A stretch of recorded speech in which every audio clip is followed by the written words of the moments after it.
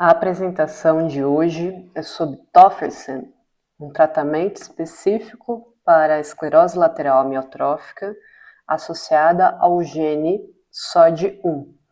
Meu nome é Laura Montouro, sou neurologista e especialista em doenças neuromusculares e eletroneuromiografia. Hoje, essa apresentação não tem o objetivo de esgotar o assunto de ela, de falar todos os detalhes de critério diagnóstico. Ela está mais voltada para a gente discutir um pouco sobre esse tratamento. E para poder discutir sobre o tratamento, eu vou falar brevemente sobre o que é ela, um pouquinho da estatística, do perfil do paciente. Consequentemente, vou apresentar alguns sinais e sintomas básicos, não vou esgotar esse assunto, que é uma apresentação à parte. A partir daí, eu vou introduzir um pouquinho da ELA familiar, que é um tipo específico de ELA. Dentro da ELA familiar está aí a ELA associada ao gene SOD1. Vamos falar um pouquinho dessa enzima, do gene. A partir daí, a gente vai estar capacitado a falar e entender sobre esse tratamento. Então, esclerose lateral amiotrófica é uma doença neurodegenerativa onde há uma degeneração de um neurônio específico, neurônio motor. O neurônio que é responsável pela movimentação e que, de uma maneira resumida, nós temos dois neurônios que se comunicam e que constituem essa via motora, chamado primeiro neurônio motor e o segundo neurônio motor. Estes neurônios que são afetados na ELA. A ELA, de 90 a 95% dos casos, ela é esporádica. Portanto, 5 a 10% dos casos vão ser ELA familiar, onde você tem uma associação clara de uma alteração genética que faz mudanças em estruturas, em vias da constituição desse neurônio motor e que vão ocasionar uma ELA associada a alterações genéticas. Desses 5 a 10% das ELAs que são genéticas, familiares, a gente sabe aí que até 20% das ELA familiar é pelo gene da SOD1. Então, a gente consegue inferir que 2% dos casos de ELA são associados ao gene da SOD1. A gente sabe aí que varia anualmente de 0,6 a 3,8 casos de ELA diagnosticado a cada 100 mil pessoas por ano. Então, se a gente pegar que a população brasileira atual tem 213 milhões de pessoas, a gente sabe que no Brasil provavelmente tem de 1.300 a 8.000 casos por ano. A gente sabe que tem uma certa predisposição do sexo masculino. Em algumas populações isso não acontece. É de 1 para 1, uma mulher para um homem. E outros tem 2 homens para uma mulher. A média de idade costuma ser aí no adulto, indo para a faixa etária idosa, então 50, 60 anos. Na ELA familiar isso já é um pouco mais variável,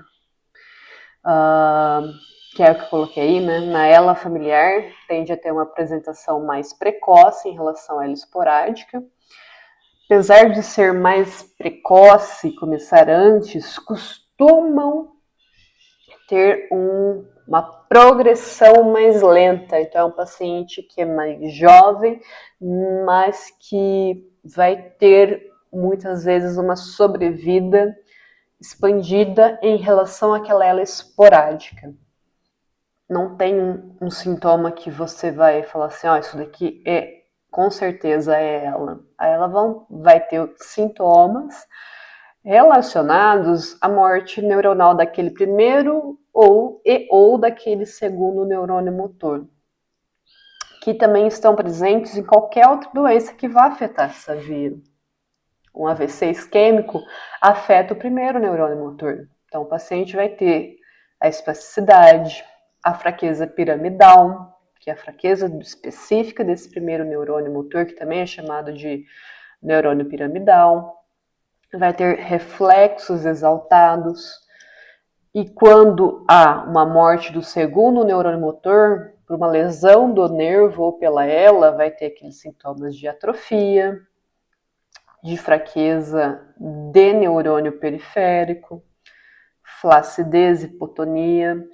Então, a ela é um camaleão, né? A depender aí da fase, você não consegue dar um diagnóstico preciso, você precisa também descartar essas outras doenças, porque é muito importante você ter a certeza de dar esse diagnóstico de ela para o paciente, porque você pode estar atrasando o tratamento da ela ou também de qualquer outra doença. Então, eu coloquei aí no slide, né? O diagnóstico incorreto, ele é muito comum na ela. Consequentemente, isso até décadas atrás, quando você não tinha alvos terapêuticos,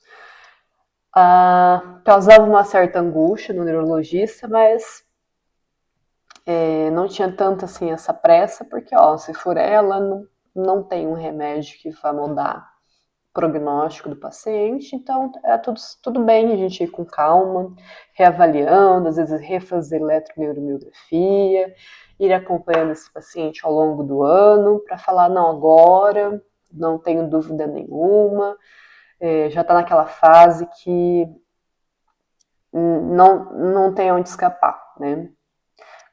Agora, e outro fator é que a ela não tem um biomarcador específico para ela.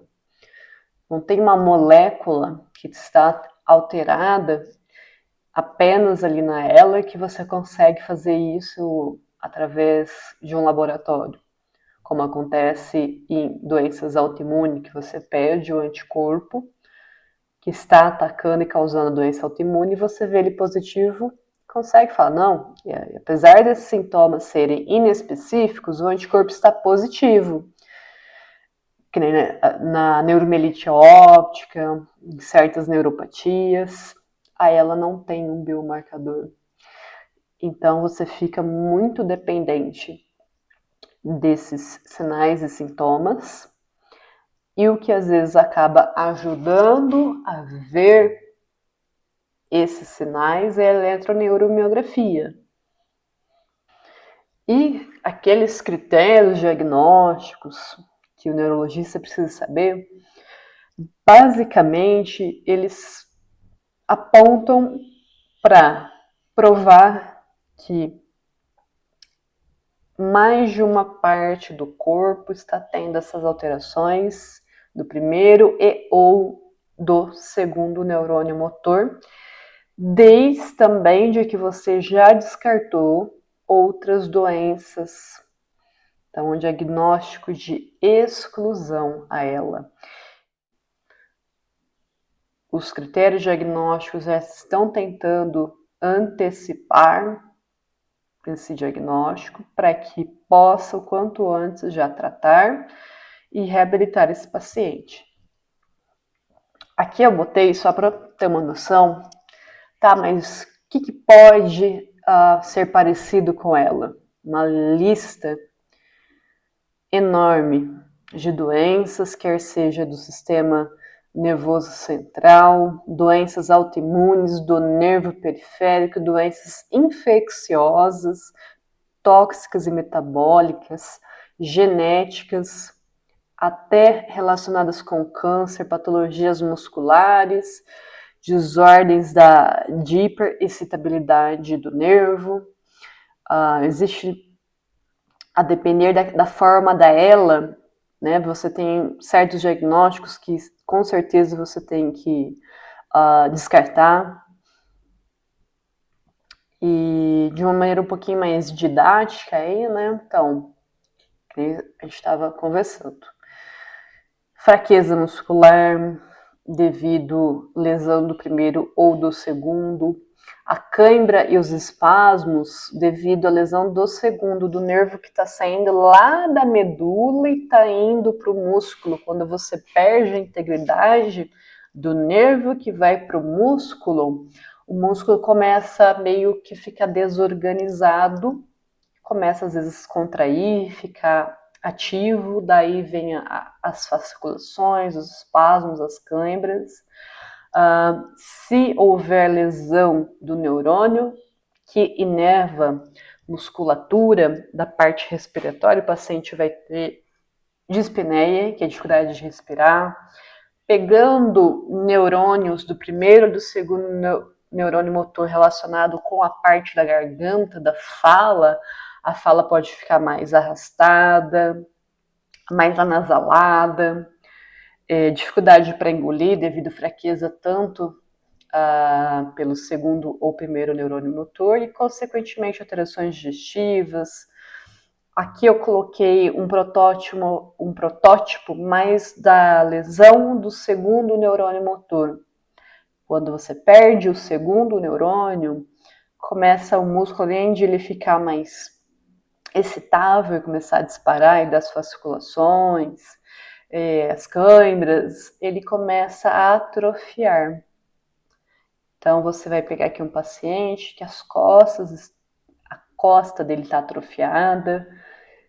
Aqui você vê os braços com atrofia, a mão encovada, uma atrofia de língua. E isso é só uma leve pincelada, né, sobre os sintomas mais clássicos da ELA.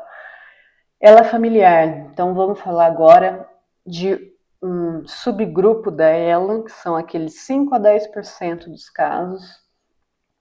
Então, dentro da ELA familiar, tem alguns genes ou algumas alterações genéticas que são mais comuns, pegando aí a população mundial. Então, no mundo, o levantamento estatístico aponta para a principal causa de ELA familiar uma alteração no cromossomo 9, que tem esse nome aí meio feio de C9orf72. Então, quase metade, 40% dos casos, devido a essa alteração no cromossomo 9, por isso C9, tem uma repetição, que é chamada de C9orf72. Logo após o C9orf72 vem o assunto de hoje, que é alteração no gene da SOD1. Então, 20% das ELAs familiares são pelo SOD1, e até pegando os pacientes esporádicos, uma parte deles também tem alteração na SOD1, 5% estimado. E daí vem uma lista de outros genes, isso vai variar conforme a população, né? No Brasil tem certas particularidades, como por exemplo o gene do VAPB, que é mais comum, mais prevalente aí no Brasil, principalmente na região sudeste. A gente não pode esquecer dele, porque ele não é tão importante em termos de estatística mundial, mas na nossa população é relevância. Bom, então, o que é SOD1? É uma abreviação para superoxidismutase 1. Foi o primeiro gene associado a ELA familiar, foi descoberto em 1993. Então, como 10% da ELA familiar que nós temos, e ela é responsável por 20% das ELAs familiares, então ela está presente em 2% da população que tem ELA. E a ELA associada ao SOD1, a ELA SOD1, a gente já sabe o que é que vai acontecer, já que ela é uma doença específica? Não necessariamente. Tem mais de 185 mutações já descritas e só algumas que se provou ter uma clínica, sintomas mais específicos, que aí eu vou mostrar no próximo slide. Outras mutações, grande parte delas, você tem um quadro clínico variado. Fica que nem uma ela esporádica, né? Você pode ter várias formas. E cada população vai ter maior chance de ter certas mutações dentro daquele gene. O gene, ele tem todo o seu código e cada população costuma ter os seus códigos alterados em certos locais. Aqui, esse estudo do Lancet mostra de maneira um pouco mais ilustrativa exatamente que tem essas letrinhas, onde tem letrinhas e números aqui, são meio que a descrição de que local do gene alterou e que proteína ali, que parte da proteína que foi alterada, certo? Então, o local da mutação no SOD1. Algumas formas de alteração deram uma ela tardia, pacientes que apresentaram sintomas com 80, 90 anos, e algumas outras apresentaram de maneira muito precoce, 6, 13 anos, mas a média costuma ser de 47 anos de idade, só de um, ou seja, um pouquinho antes da média dela esporádica.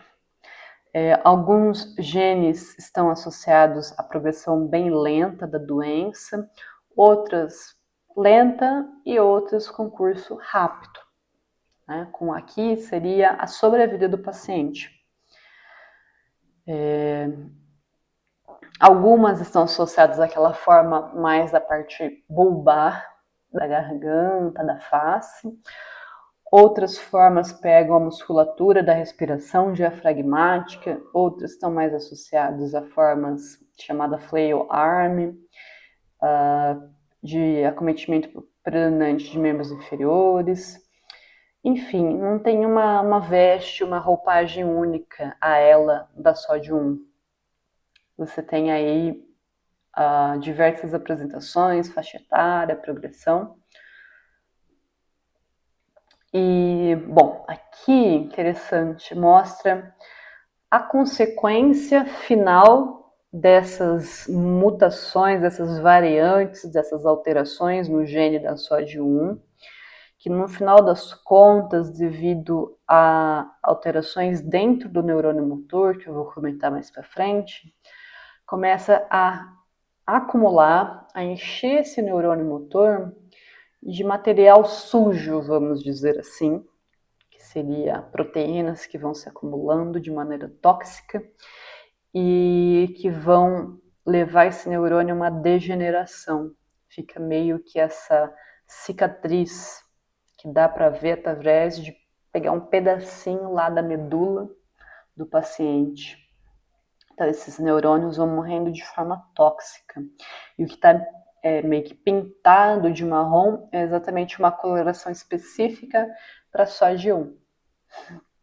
Então, o gene da SOD1 está localizado no cromossomo 21.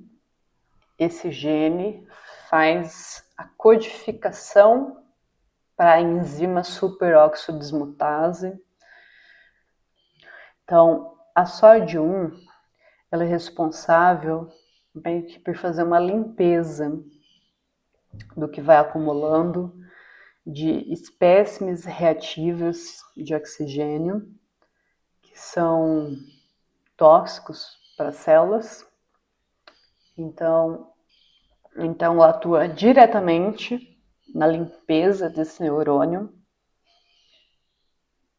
fazendo reação cobre e zinco com essas espécimes reativas de oxigênio, essas substâncias tóxicas, e ela também indiretamente atua nesse processo de regulação dessa limpeza neuronal.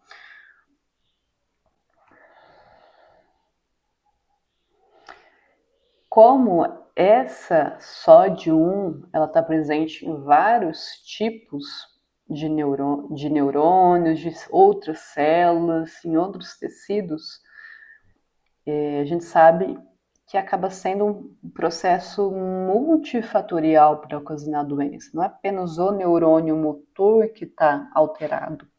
Então, nós temos SOD1 na célula da glia, que é uma célula meio que de suporte ao neurônio, no astrócito, no oligodendrócito. Então, aqui está mostrando o estresse oxidativo, onde a SOD1 atua, regulação de certas vesículas de transporte de substâncias para o axônio, na homeostase de proteínas. Certo, então agora a gente está apto a discutir sobre uma possibilidade de burlar esse sistema. Nós temos aí um código genético que está alterado, que vai ser lido, vai produzir uma enzima anormal, que vai levar a um efeito tóxico dentro da célula, esse neurônio motor vai morrer. Então, de que maneira a medicina traz isso em termos de tratamento? O tofersen é chamado de oligonucleotídeo antisense.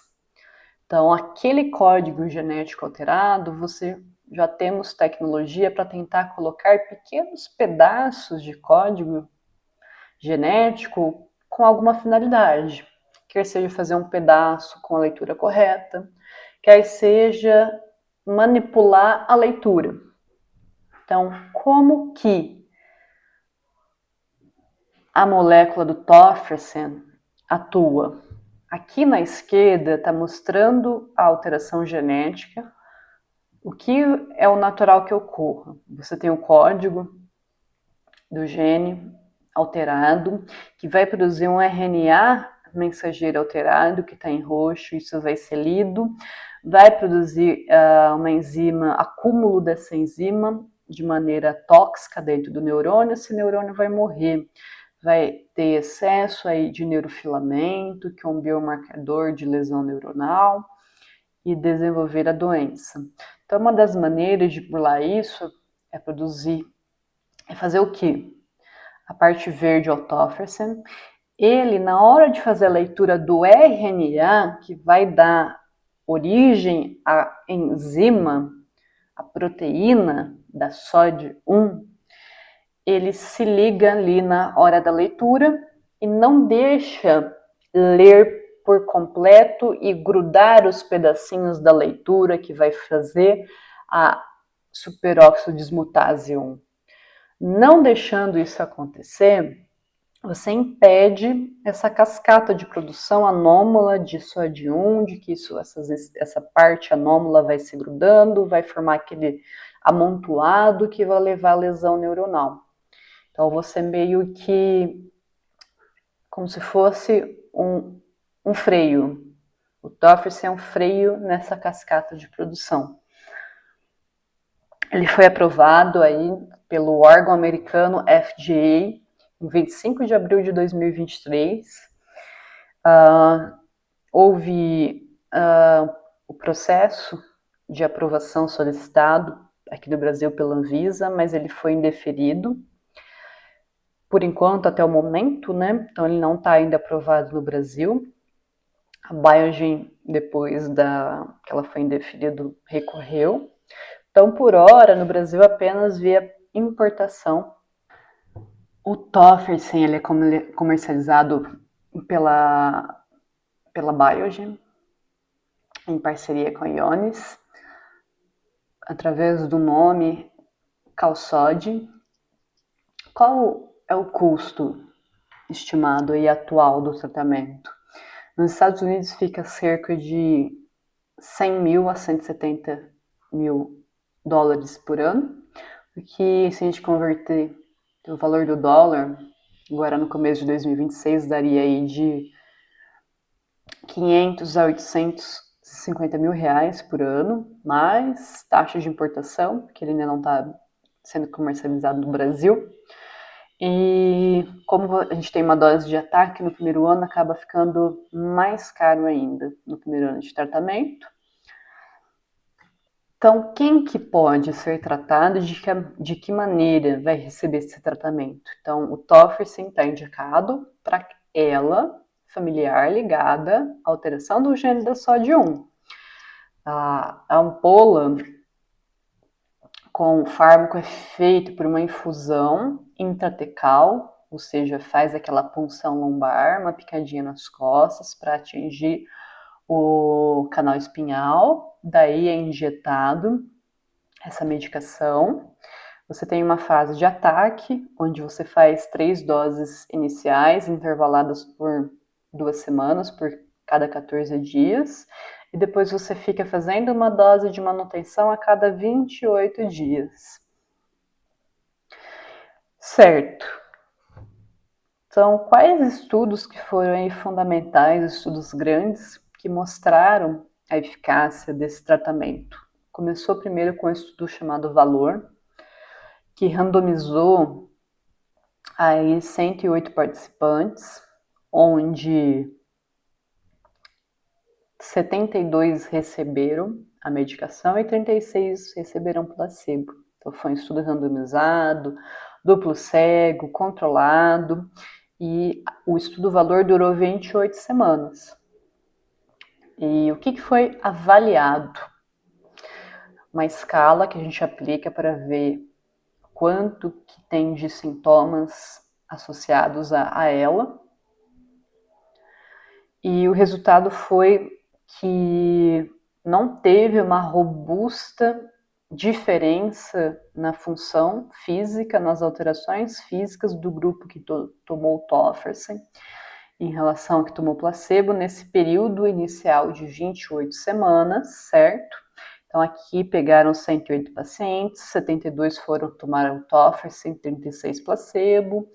Só que depois esse estudo foi aberto, ou seja, quem estava tomando o placebo começou a tomar também o Tofersen e foi analisado aí até 52 semanas, então prolongaram o estudo.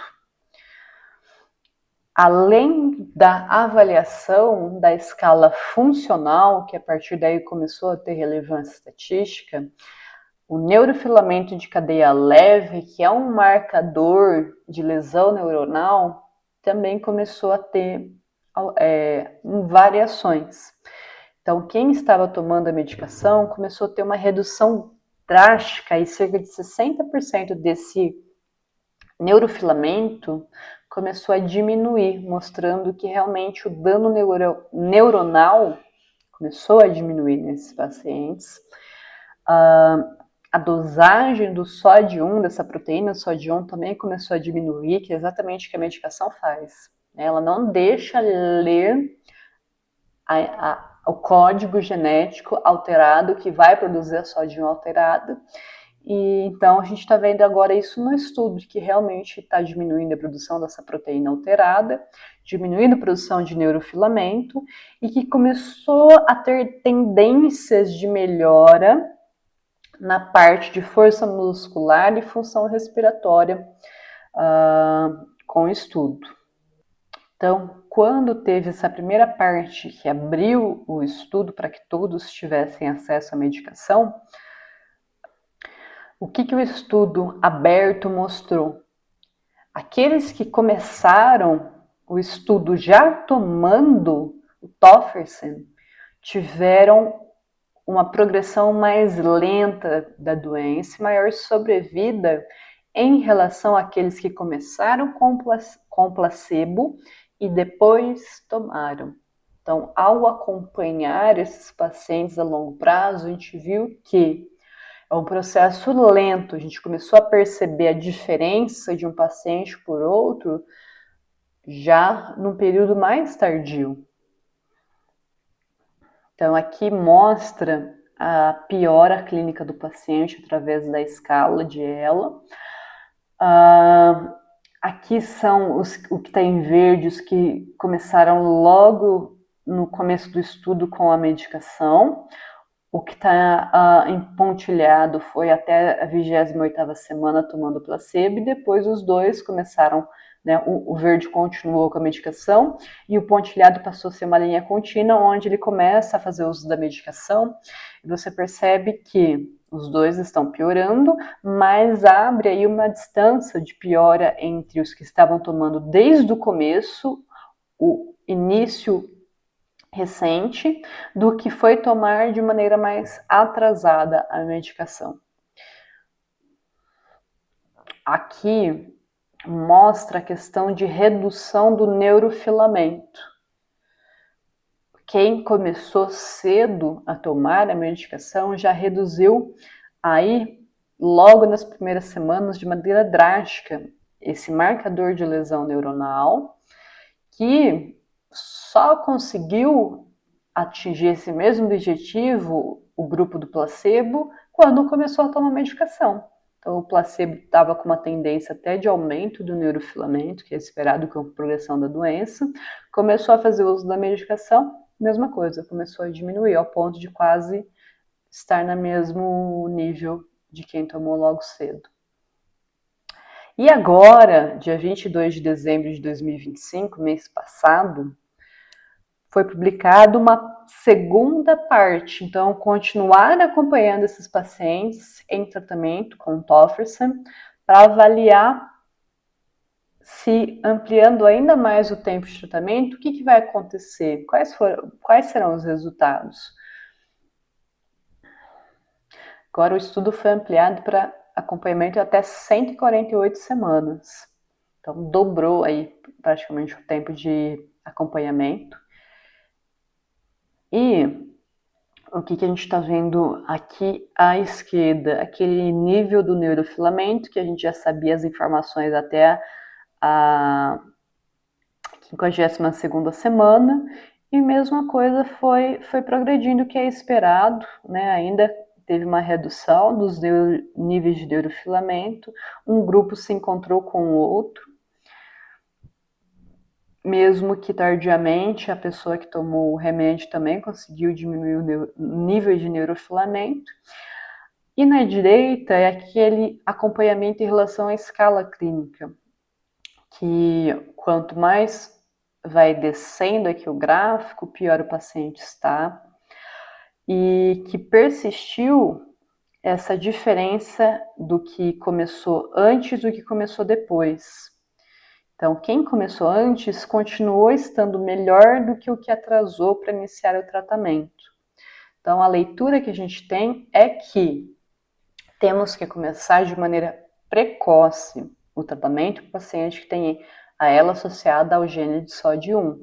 Então, quem começou cedo teve menor declínio de função motora, respiratória, teve melhor também índices na aplicação de escala de qualidade de vida, ao longo aí das 148 semanas, 3 anos de acompanhamento. Os níveis de neurofilamento diminuíram de maneira substancial e de forma duradoura. A sobrevida e a manutenção de certas funcionalidades foram melhores dos que começaram cedo. E até agora o perfil de segurança dessa medicação está sendo um excelente perfil aí de segurança, não teve nenhum efeito adverso grave, nada que impeça o tratamento, que impediu, né, o tratamento desses pacientes. Ou seja, aquilo que a gente já tinha entendimento em outras doenças neuromusculares. O tempo é neurônio motor. Quanto antes os pacientes forem tratados, melhor vai ser o desfecho, a vida desse paciente. Daí a importância do diagnóstico quanto antes dessa condição.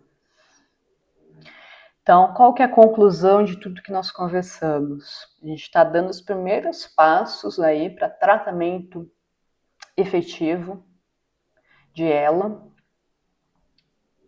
ela não é uma coisa só. Esse tratamento é para um tipo específico de ELA, que representa 2% das ELAs.